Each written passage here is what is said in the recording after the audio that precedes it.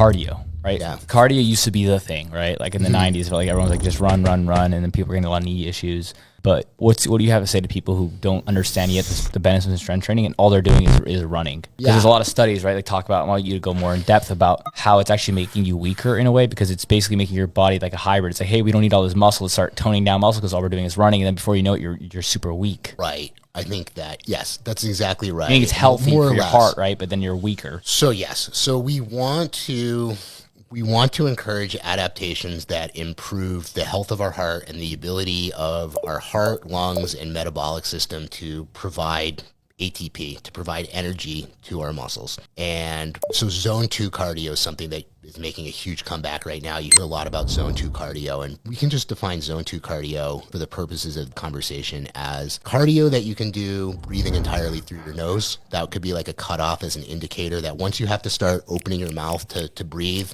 you've crossed into, zone 3, zone 4, zone 5. So what's zone 2, like walking? Probably a little bit more than that. For like someone like you, probably it could be walking, depending on someone's fitness level. For someone like you or me, like for me, it's probably a light jog. You're a little bit, leaner and taller. For you, that might be a little bit more than a light jog. A heart rate around maybe like 120, 130-ish, depending on your age and whatnot. And what we're trying to do with the zone 2 cardio is avoid the buildup of lactic acid in the muscle. And what you're getting at there, when people are only doing kind of like the middle cardio, long, slow distance, where it's more intense than the zone 2 cardio, but not intense enough to be, anaerobic hit and like actual hit, not like Orange Theory hit.